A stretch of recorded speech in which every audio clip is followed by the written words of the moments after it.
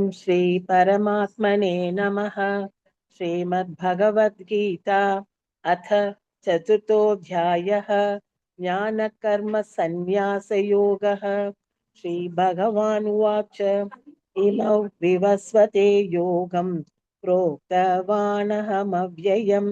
विवस्वान्मनवे प्राह मनोरिक्ष्वा कवे ब्रवीत्। एवं परम्परा प्राप्तम् इमं राजर्षयो विदुः सकाले नेह महता योगो नष्टः परन्तप स एवायं मया तेज्य योगः प्रोक्तः पुरातनः भक्तोऽसि मे सखा चेति रहस्यं हेतदुत्तमम् अपरं भवतो जन्म परं जन्म विवस्वतः कथमेतद्विजानीयाम् त्वमादौ प्रोक्तवानिति। श्रीभगवानुवाच बहूनि मे व्यतीतानि जन्मानि तव चार्जुन तान्यहं वेद सर्वाणि न त्वं वेत्यः परं तप अजोऽपि सन्नव्ययात्मा भूतानामीश्वरोऽपि सन् प्रकृतिं स्वामधिष्ठाय सम्भवायात्म मायया यदा यदा हि धर्मस्य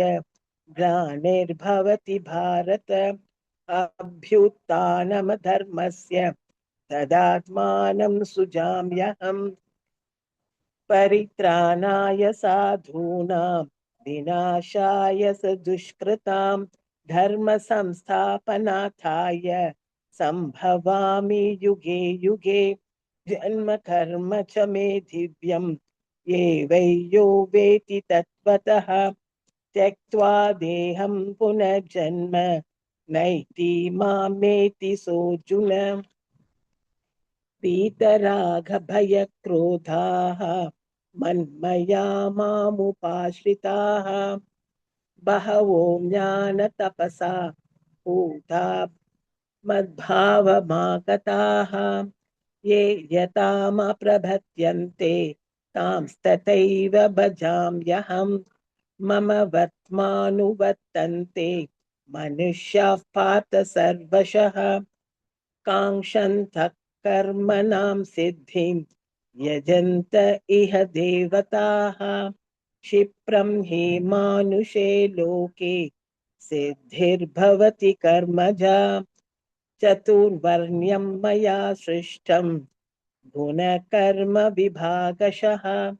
तस्य कर्तारमपि मां वेद्य कर्तारमव्ययम् नामां कर्माणि लिम्पन्ति न मे कर्मफले स्पृहा इति मायोऽभिजानाति कर्मभिर्न स बध्यते एवं ज्ञात्वा कृतं कर्म पूर्वैरपि मुमुक्षुभिः कुरु कर्मैव तस्मात् त्वं पूर्वै पूर्वतरं कृतं किं कर्म किमत्कर्मेति कवयोऽप्यत्र मोहिताः तत्ते कर्म प्रवक्ष्यामि यज्ञात्वा मोक्ष्यसे शुभात् कर्मणो ह्यपि बोद्धव्यं च विकर्मणः अकर्मणश्च बोद्धव्यं गहना कर्मणो गतिः कर्मण्यकर्म यः पश्येत् अकर्मणि च कर्म यः स बुद्धिमान् मनुष्येषु स युक्तः कृत्स्नकर्मकृत् यस्य सर्वे समारम्भाः कामसङ्कल्पपर्वजिताः ज्ञानाग्निदग्धकर्माणां तमाहुः पण्डितं बुधाः त्यक्त्वा कर्मफलासङ्गं नित्यतृप्तो निराश्रयः कर्मण्याभिप्रवृत्तोऽपि नैव किञ्चित् करोति सः निराशीर्यच्चित्तात्मा त्यक्तः सर्वपरिग्रहः शारीरं केवलं कर्म कुर्वन्नाप्नोति किल्बिषम् यदृच्छालाभसन्तुष्टः द्वन्द्वातीतो विमत्सरः समसिद्धावसिद्धौ च कृत्वापि न निबध्यते गतसङ्गस्य मुक्तस्य ज्ञानावस्थितचेतसः यज्ञायाचरत कर्म समग्रं प्रदलीयते ब्रह्मणार्पणं ब्रह्म हविः ब्रह्मानाग्नौ ब्रह्मणाहृतं ब्रह्मैव तेन गन्तव्यं ब्रह्म कर्म समाधिना दैवमेवापरे यज्ञं योगिनः पर्युपासते ब्रह्मणाज्ञावपरे यज्ञं यज्ञेनैवोपजुह्वति श्रोत्राधीनेन्द्रियाण्यन्ये संयमाग्निषु जुह्वति शब्दाधीन् विषयानन्ये इन्द्रियाग्निषु जुह्वति सर्वाणीन्द्रियकर्माणि प्राणकर्माणि चापरे आत्मसंयमयोगाग्नौ जुह्वति ज्ञानदीपिते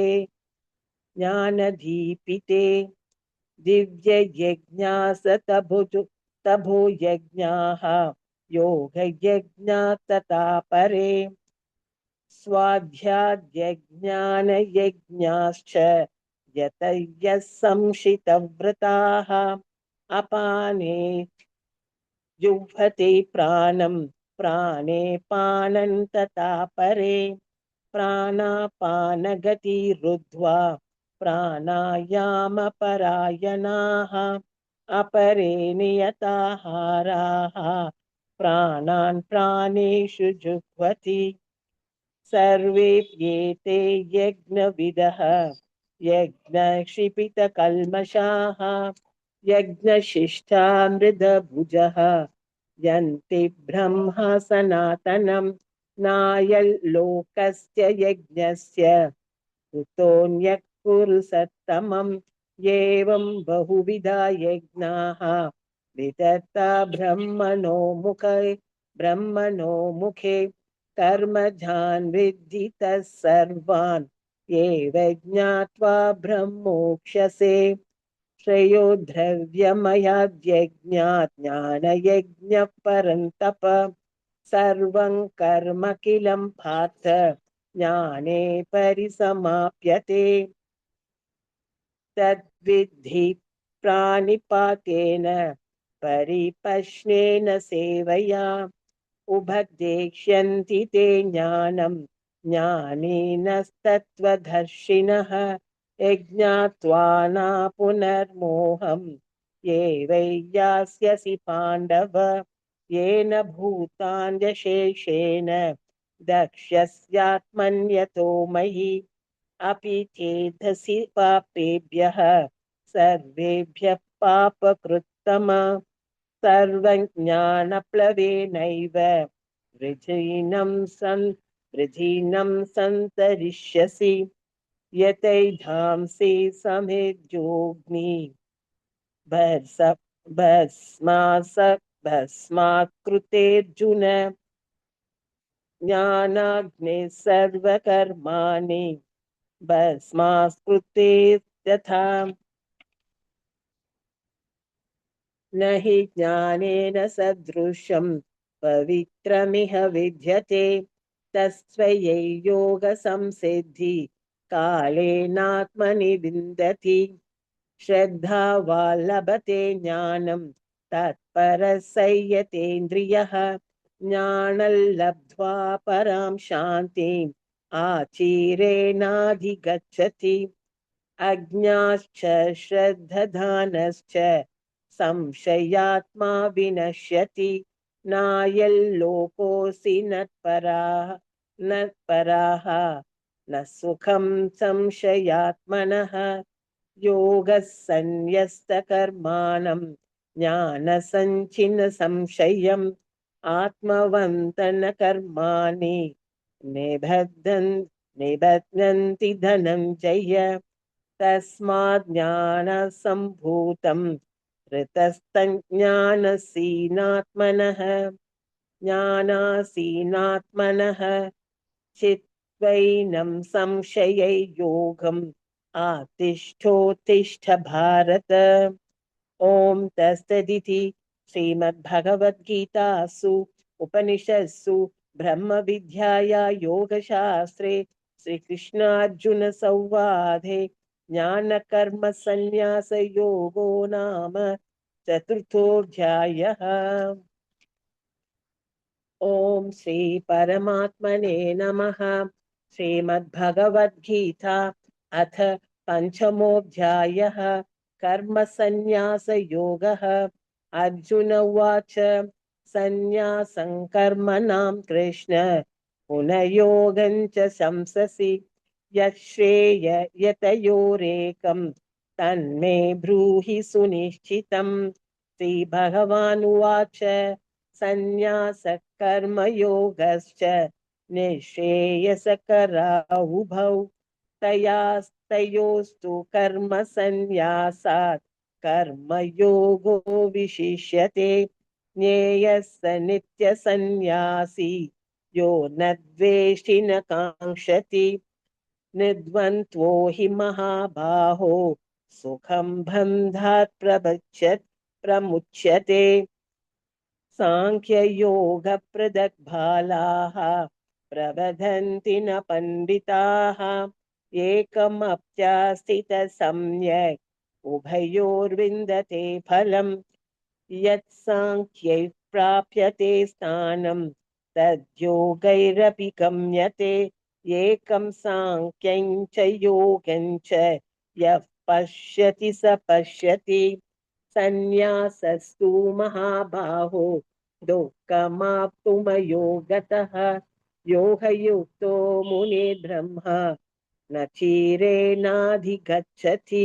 योगयुक्तो विशुद्धात्मा विजितात्मा जितेन्द्रियः सर्वभूतात्मभूतात्मा कुर्वन्नपि न लिप्यते नैव किञ्चित् करोमीति युक्तो मन्येत तत्त्ववित् पश्यन् शृण्वन् स्पृशन् जिघ्रन् अश्नन् गच्छन् स्वपशन् स्वसन् प्रलवन् विसृजन् गृह्णन् उन्मिषन् निमिषन्नपि इन्द्रियाणीन्द्रियार्थेषु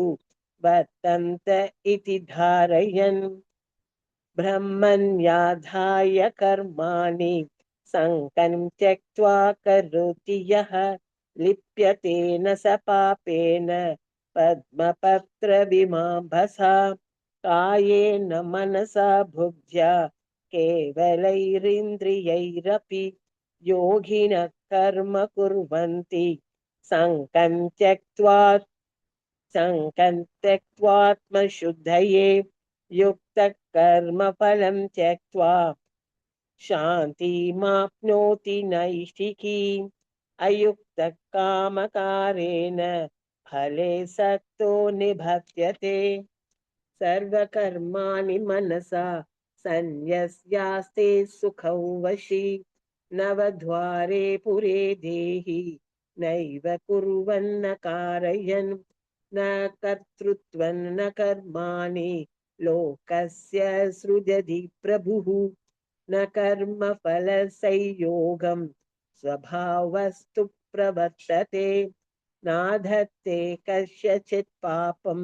न चैव सुकृतौ विभुः अज्ञानेनावृतं ज्ञानं तेन मुह्यन्ति जन्तवः ज्ञानेन दुदधज्ञानं येषां नाशितमात्मनः तेषामाब्धिद्यवज्ञानं प्रकाशयति तत्परं तद्बुद्धयस्तदात्मानः तन्निष्ठास्तत्परायणाः गच्छन्त्य पुनरावृत्तिं ज्ञानिर्धूतकल्मषाः विद्या विनय संपन्ने ब्राह्मणे गविहस्तिनि शुनि चैव श्वपाके च पंडिता समदर्शिनः इहैव तैर्जितसर्गः येषां साम्ये स्थितं मनः निर्दोषं हि समं ब्रह्म तस्मात् ब्रह्माणि ते स्थिता न प्रकृष्येत् प्रियं प्राप्य नोद्विजेत् प्राप्य चाप्रियं स्थिरबुद्धिरसम्मूढः ब्रह्मविद् ब्रह्मणि स्थितः बाह्यस्पर्शेष्वक्सक्ताम् बाह्यस्पर्शेष्वसक्तात्मा विन्दत्यात्मनि यत् सुखं स ब्रह्मयोगयुक्तात्मा सुखम् अक्षयमश्नुते ये हि सम्पर्शजा भोगाः दुःखयोनय एव ते आद्यन्तवन्तः कौन्तेय न तेषु रमते बुधः शक्नोति हैव यः सोढुम् प्रकाश प्राक्शरीरविमोक्षणात् कामक्रोधोद्भवं वेगं स युक्तः स सुखी नरः योऽन्तः सुखोऽन्तरारामः ततान्तज्योतिरेव यः य योगी ब्रह्मनिर्वाणं ब्रह्मभूतोऽधिगच्छति लभन्ते ब्रह्मनिर्वाणं ऋषयः क्षीणकल्मषाः छिन्नद्वैधायतात्मानः सर्वभूतहिते रताः कामक्रोधवियुक्तानां यतीनायतचेतसाम् अभितो ब्रह्मनिर्वाणं वर्तते विदितात्मनाम् स्पर्शान् कृत्वा बहिर्भाख्यान् चक्षुश्चैवान्तरे भ्रुवोः प्राणपानौ समो कृत्वा नासाभ्यन्तरचारिणौ यतेन्द्रियमनबुद्धि मनोबुद्धिः मुने मोक्षपरायणः विगतेच्छाभयक्रोधः यः सदा मुक्त एव सः भोक्तारयज्ञतपसां सर्वलोकमहेश्वरं सुहृदं सर्वभूतानां ज्ञात्वा मां शान्तिमृच्छति ॐ तत्सदिति श्रीमद्भगवद्गीतासु उपनिषत्सु ब्रह्मविद्याया योगशास्त्रे श्रीकृष्णार्जुनसंवादे कर्मसन्न्यासयोगो नाम पंचमोऽध्यायः। श्री परमात्मने नमः। अथ श्रीमद्भगवद्गीता अथ षष्ठोऽध्यायः आत्मसंयमयोगः। श्रीभगवानुवाच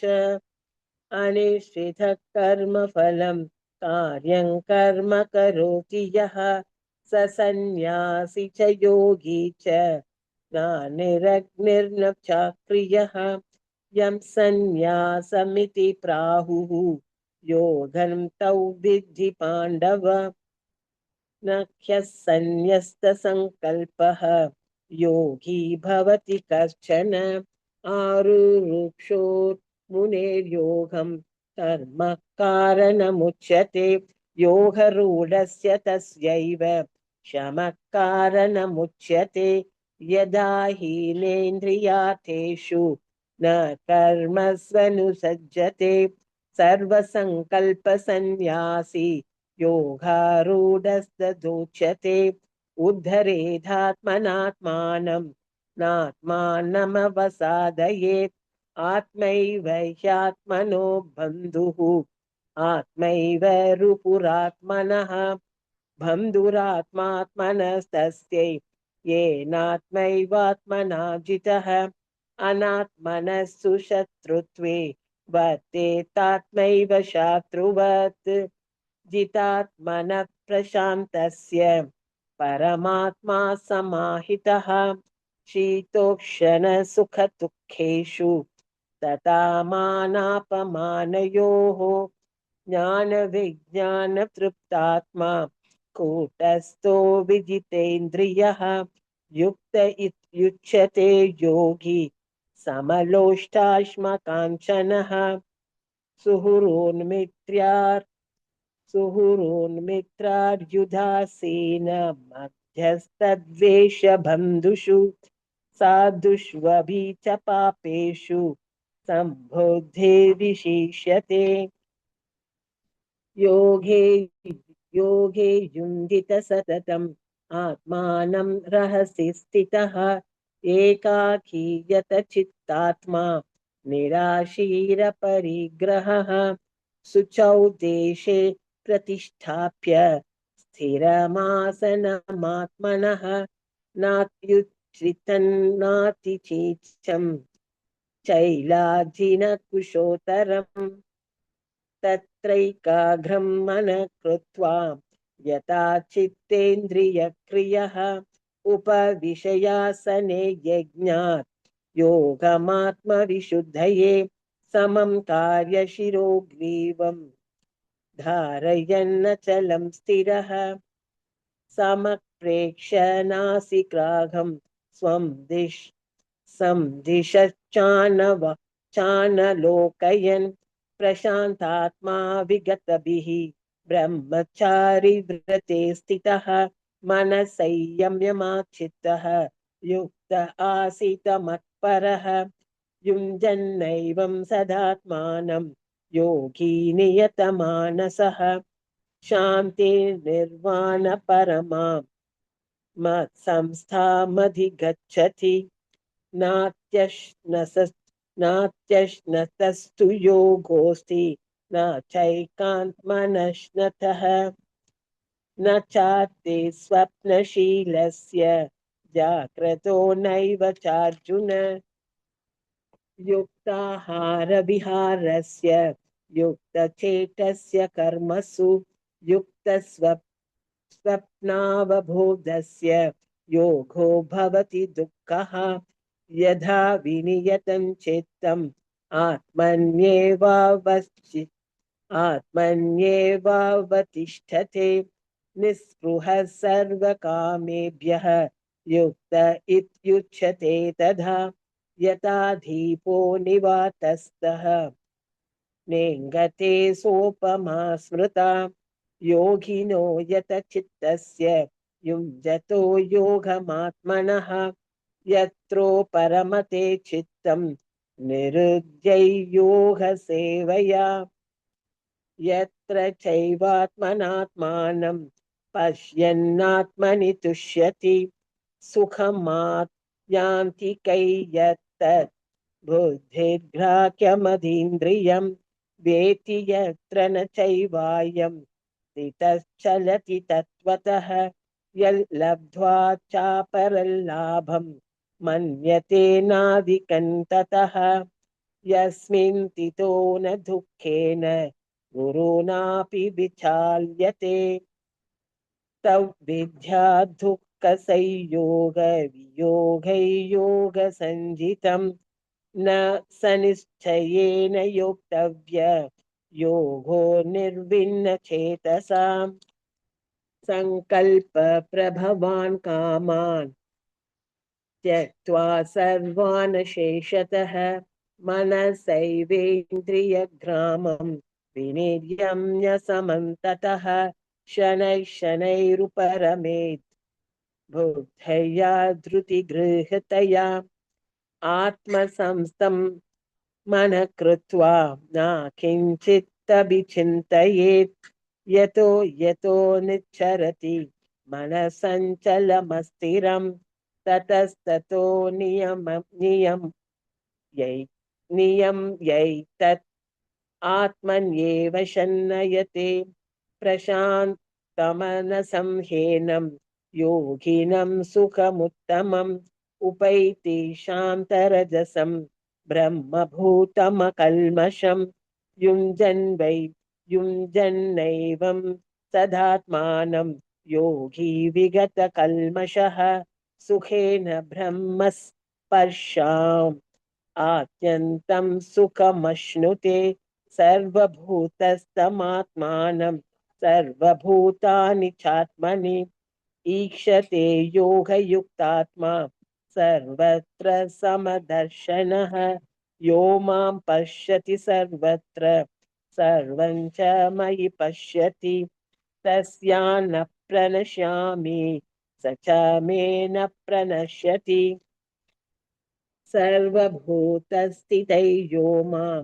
भजन्ते कथमास्थितः सर्वथा सर्वथा वर्तमानोऽपि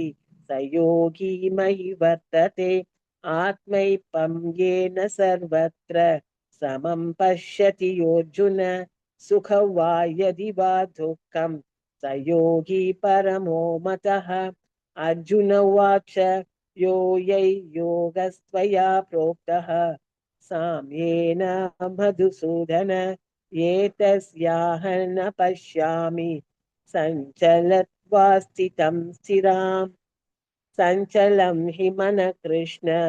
प्रमाथि बलवदृढं तस्याहं निग्रहं मन्ये वायोरिव सुदुष्करं वायोरिव सुदुष्करम् श्रीभगवान् उवाच असंशयं महाबाहो मनोर्धुर्निग्रहं चलम् अभ्यासेन तु कौन्तेय वैराग्येन च गृह्यते असंयतात्मना योगः दुष्प्राप इति मे मतिः वश्यात्मना तु यतता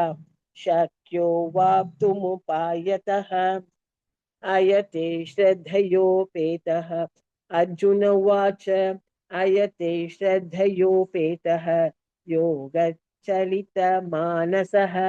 अप्राप्य योगसंसिद्धिं कां गतिं कृष्ण गच्छति कच्छिन्नो भयविभ्रष्टः छिन्नाभ्रमीव नश्यति अप्रतिष्ठो महाबाहो विमूढो ब्रह्मणः प्रति एतन्मे संशयं कृष्ण चेतुर्मर्हस्य शेषतः त्वधन्यः संशयस्यास्य चेता न त्युपद्यते श्रीभगवान् उवाच पार्थ नैवेह नामुत्र विनाशस्तस्य विद्यते न हि कल्याणकृत् कश्चित् दुर्गतिं तात गच्छति प्राप्य पुण्यकृता लोकान् उषित्वा शाश्वती समाः सूचिनां श्रीमतां गृहे योगभ्रष्टोऽभिजायते अथवा योगिनामेव कुले भवति धीमताम् एतद्धि दुर्लभधरं लोके जन्म यदीदृशम् तत्र तं बुद्धिसंयोगं लभते पौर्वदेहिकं यतते च तततो भूयः संसिद्धौ कुरु नन्दन पूर्वाभ्यासेन तेनैव क्रियते ह्यवशोऽपि सः जिज्ञासुरपि योगस्य शब्दब्रह्माति प्रयत्नाद्यधमानस्तु योगीशं शुद्ध किल्बिषः अनेकजन्म संसिद्धः ततो याति पराङ्गतिम् तपस्विभ्योऽधिको योगी ज्ञानिभ्योऽपि मतोऽधिकः कर्मभ्यश्चाधिको योगी तस्माद्योगी भवार्जुन योगिनामपि सर्वेषां मद्गतेनान्तरात्मना श्रद्धावान् भजते यो मां समे युक्तमो मतः ॐ तत्सदिति श्रीमद्भगवद्गीतासु उपनिषत्सु ब्रह्मविद्याया योगशास्त्रे श्रीकृष्णार्जुनसंवादे